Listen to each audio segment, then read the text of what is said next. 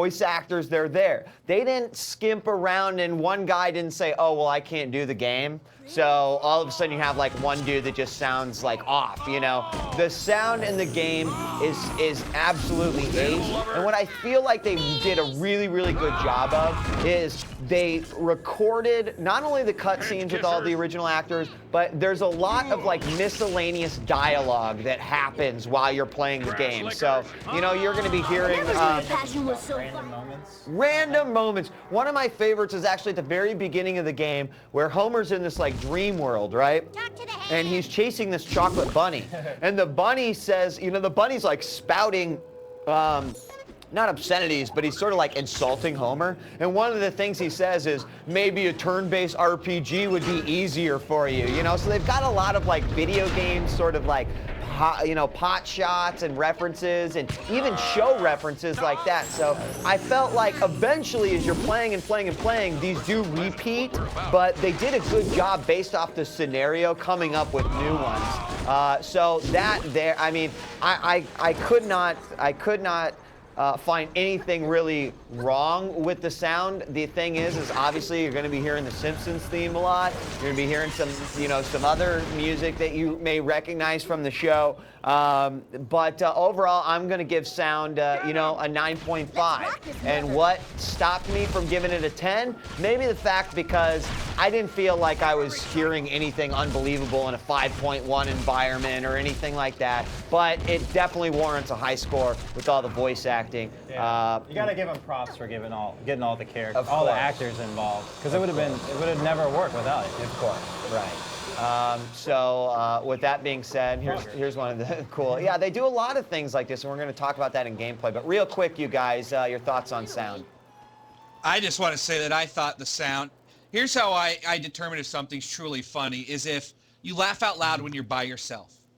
You know, and this is one of those games that had me cracking up late at night all by myself several times. The writing in it is freaking top notch, and the fact that they got every cast member, even like, you know, Kelsey Grammer for Sideshow Bob, I mean, like, they totally did not skimp out. Yeah.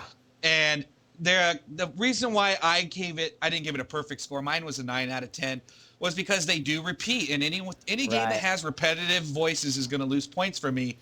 But I want to say the shit that is said during the levels is hilarious, and they know the world. It's like they had to have gotten gamers involved, you know, people who told them, you know, what's cool, what's hip right now, because I seriously doubt, you know, all the full-time writers play video games enough to know the world like they do. Right. Like, it feels like they've put research into shit that is going on in the industry right now. And that little Bart joke where he's like, you know, now I have to go and play the games I bought yesterday. Right. You know, that shit is so true. We're just mass consuming games, and they poke fun of all of this stuff. I loved it. I love the sound.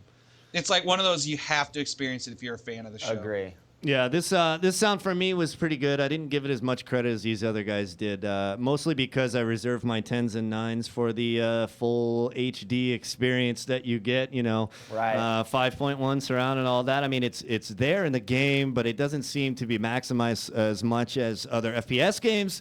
Voice acting is ace, of course, as these two other guys said. The little quips in the game were funny to me the first couple hours, and then after that, it became annoying as my frustration with some of the puzzle parts of the game set in. I really just found myself taking offense to a lot of the things that they would say, especially when they directed stuff towards my lack of skill in the game. You know what I'm talking about? So I kind of took that away.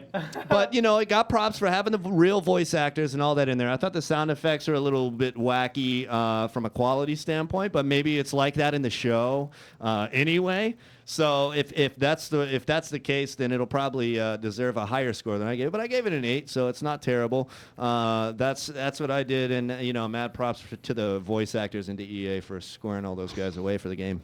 All right. Well, you know, I think, Force, why don't you go ahead and spearhead gameplay, and let's try to get through these last two categories here. But gameplay, obviously, what is going to make or break a game like this? You know that it translates graphically the Simpsons universe well. You know that you've got the original voice actors, but how does the gameplay? Force, kick us off. Unfortunately, and I hate this, is that this is by far the weakest category of this game. Is that the gameplay is very generic. It's very jump from one platform to platform B, shimmy up a pole, shimmy a ledge. There's not one thing in this game that you haven't seen before. Right. That's unfortunate, and they also make the lamest video game goal of all time in collecting icons. And every stage you collect icons. And I just think that's very, very lazy game design. I'm so sick of seeing that. I do want to give it props for, like, you saw that little Frogger moment. Right. They do a nice little missile command moment. They do a sweet Space Invaders mock-up. So the gameplay switches at certain spots and emulates these old 3D classics inside the game world. They do a neat job of that. And I like how your goals are reflected in, like, the last 6 stages. Marge gets it. You go into the video game world, into the actual machine that's making them, and fight Matt Groening and stuff. And during that, each stage is a video game ripoff. And each world is hilarious in how they mock the others. But when it really comes down to it, you know what each character does. Once you've discovered that character's secret move, right. Plan on doing it 40 times, as each situation calls for it. Gameplay for me got a 7 out of 10. I think it's solid platforming, but it's not inventive platforming. Like, there's really nothing's broke about the game. You can play through the entire game and enjoy it. Get right into it, but like I said, they're not really pushing any boundaries at all with their gameplay. What about the camera? That's camera the complaint I hear from everybody. Really? Camera was really not an issue for me. It was not an issue for me either. It's full third person. You swing it with the right and control with the left. So I don't know how that. Just basic chatter I see all over the internet. Like, one of the complaints I always see about this game is people saying they have to get used to the camera and that it's a wonky camera and it just takes getting used to. Kevin from Stickum those are people. Yeah, Kevin from Stickum saying the same thing. Yeah. I think those are people who are not used to third-person shooters. And I'll also say, if you go coin collecting, you decide you're going to get every coin. Some of them are stuck in some pretty shitty corners. Well, I think also that can put you into camera mistakes. I think also recently there's been a trend among action games that sort of are this sort of way of playing with, like, a third person. The camera is always fixed, like Heavenly Sword. Is Heavenly Sword fixed or not? I can't remember. Yes. But like, no, remember you could, like, limitedly swing it. But God of War is a big example of a fixed camera that works. Right. So maybe people are used to that, used to the developer knowing how to move the camera. having you some have to control, babysit your camera. I mean, you always have to be in control of it. You can't be lazy. Yeah, I mean, maybe people are spoiled nowadays, and they don't like the fact they have to control the camera. I don't know. I'm basically going to just add on to you, Forrest, that this does have somewhat of a Grand Theft Auto feel to it. After you play the first mission, Springfield is basically unlocked to you. There's a lot of things that you can't access until you have this character's ability or you've played as this character. But you have access, free roaming access to Springfield throughout in between stages. And then, of course, you're going to go to some giant red light that tells you, go here to progress with the game. Is there a time limit for the stages? No. Can you just... Is it like GTA where you can if you want to go back through it for goals, there's time limits attached to each stage. Yeah, that's true. I mean, could I walk around and blow out tires the entire game and not do one single mission, or is it eventually going to make me complete a mission? No, there's nothing to do in the actual city other than explore and collect shit. But Forrest, before I give my score, one thing I have heard about the game, not so much about the camera, but the length of the game. What would you like to know? It took me 6 hours to so it's true. The length of the game, especially if you're not doing the collecting side missions, is actually really short. It is really short. Which kind of boggles my mind because, I put 2 hours into this when I first sat down, and then, a little bit here, a little bit there. I haven't beat it yet, but based off of the time you gave, I've got to be pretty close to the end, but I'm not quite, I don't know. I did start collecting shit at the beginning, but as soon as I realized, like, once I saw like 0, it was 75, I was like, forget about it. I'm not gonna fucking run around and find this shit. I gave gameplay a 6. Again, because it's just not anything new. Like, like Forrest said, I would not play this game because it's got unbelievably innovative gameplay. I would probably play this for the other reasons we've mentioned. It's Simpsons, funny, right? I'm a fan. They do great video game parodies, but not because, oh my fucking God, this has platforming like I've never seen before. So that's where my score comes from. Rance?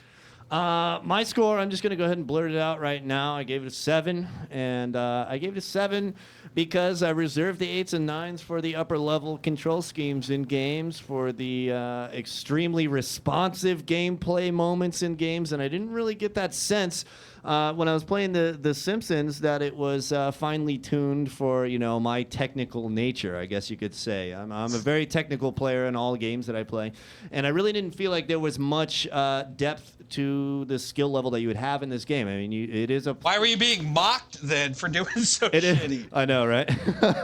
I found myself having a real tough time platforming a lot, especially up like the little fans that you have to jump all the time. I had the worst of times with those stupid fans. And they're the bane of my Simpsons existence. But I mean, I'm not going to give it a 7 just because of that. I'm also going to, I probably would have given it a lower score because I found myself playing for about 3 hours and then stopping straight up because I was just like, okay, this game is gay. And, you know, I was laughing, and I went full circle. I went, wow, it's a 10 when I first got it, down to this is gay after 3 hours. So, I mean, I'm going to try to find the happy medium here. And I am a Simpsons fan, so I got to give it at least a little something. So, gameplay 7 for me. All right, let's round it off and give our overall scores as well. For fun factor, I'll kick us off, guys. Again, there was some fun factor because I was laughing, like Force said, you know, and it's not very often you get those games where you find yourself laughing out loud. Now, when you play the Simpsons game, you better expect to laugh. I mean, that's why you watch the show, right? Because it's a comedy and it's a sitcom. But